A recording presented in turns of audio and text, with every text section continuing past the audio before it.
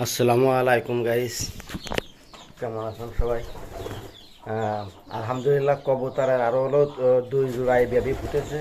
আমরা দেখবো কয়টা বাচ্চা ফুটেছে, কি বৃত্তান্ত সেগুলোই দেখবো। এই যে দেখুন, এখানে ডিমের খোসা একটা পড়েছে, ওখানে ডিমের খোসা একটা পড়েছে। আসলে মেন বিষয় আছে যে কবুতরের সঠিক পরিমাণে খাবার এবং ভালো সাপ্লিমেন্ট দিলে, দেখুন খাবার ভালো দিলে কবুতরে কিন্তু জোড়ায় জোড়ায় বেবি হয়। আর আমরা দেখবো এখন যে মূলত কয়টা করে বাচ্চা ফুটেছে সেটাই দেখব। আর এখানে যে দেখুন রানিং যে জোড়া, ওরা যে বাচ্চা নিয়ে বসে আছে। আর এখানে বেবিগুলো আছে, বেবিগুলো অনেক বড় হয়ে গেছে। আর দুইটা আছে মাছি কালারের, আর দুইটা সবজি কালারের বেবি হয়েছে। তারপর আমরা দেখব যে বাচ্চাগুলো কী রকমের আছে। আজকে তো বাচ্চা সাইডে তো ওরা আসতেইছে না, দেখা যাক। তারপর আমরা একটু দেখার চেষ্টা করি যে আর একটা ডিম ফুটেছে কি না। জায়গা হলো প্রচুর মারা মারতে যাচ্ছে, দেখা যাক কি হয়। এই যে দেখুন আর একটা ডিম ফুটে বেরোইছে, এটা যাতেই চাচ্ছে না। এই যে দেখুন এই ডিমটা মাশাআল্লাহ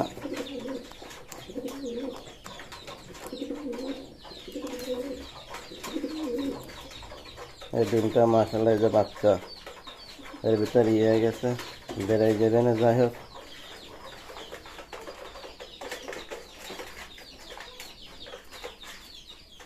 এই এখন বাচ্চার মধ্যে রয়েছে।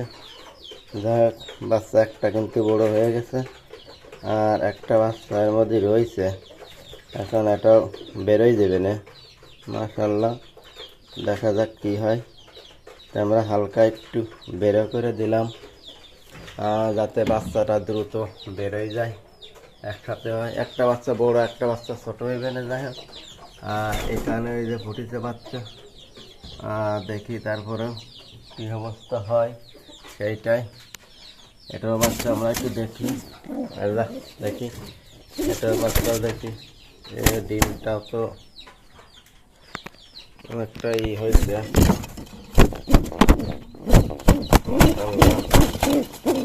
বাবা, এটা আমরা একটু মুখটা খুলে দিই। এই যে দেখুন, মুখটা আমরা খুলে দিচ্ছি। বাচ্চাটাও বেরিয়ে যাবে না, মাশাআল্লাহ।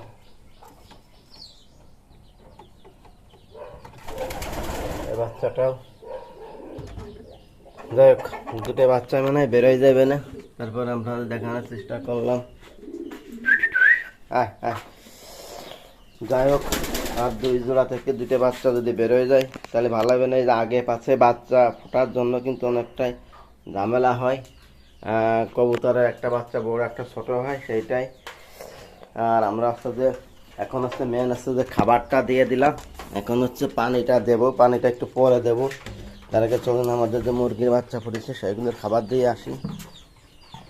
আর ওই যে দেখুন ছাগলটা প্রচুর পরিমাণে হচ্ছে যে খায়, প্রচুর পরিমাণে বিচেলি খায়। আজকে মুরগির বাচ্চাগুলো খাবার দিয়ে নিই। এখানে দেখুন,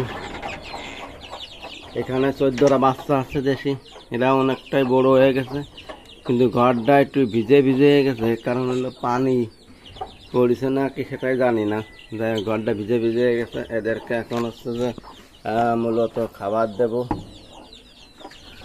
তাহলে হ্যাঁ, বেরোয় না, এদেরকে এই যে পোলট্রির খাবারটা দিয়ে দিচ্ছি। এই যে দেখুন, পোলট্রির খাবারটা দিয়ে দিলাম। বেবি একটু বেশি আছে, এই জন্য এদের হলো খাবারটা একটু বেশি দিতে হবে। যাই হোক, এই যে দিয়ে দিলাম পোলট্রির খাবারটা দিয়ে দিলাম। আর পানি দেবো একটু পরে। এখানে আমাদের সেই কাঙ্ক্ষিত যেটা আছে সেইটা, এর একটু পোলট্রির খাবার দিয়ে দিই। যে দেখুন, পোলট্রির খাবার দিয়ে দিলাম। এই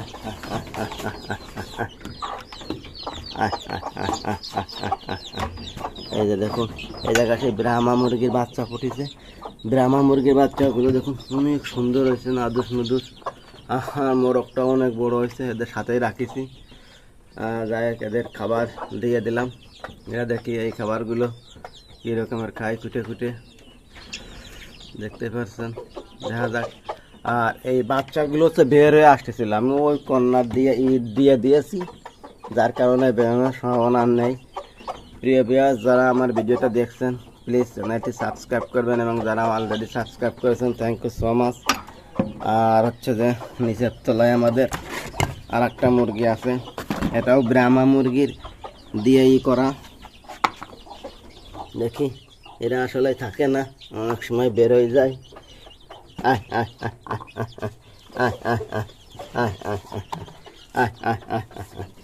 এদের খাবার এই জায়গাটায় দিলাম। এরা খাবার বেশি নষ্ট করে, মূলত বেশি খাবার নষ্ট করে।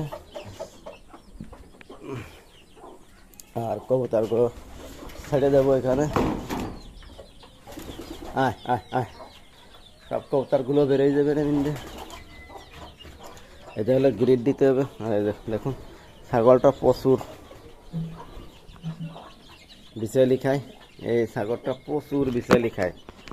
এ হলো বিছালি আর ঘাস দিলি প্রচুর আকারে খায়, আর ডাকাডাকি করে না, জ্বালাতনও করে না। এরকমের ছাগল এটা খামার করা যায়।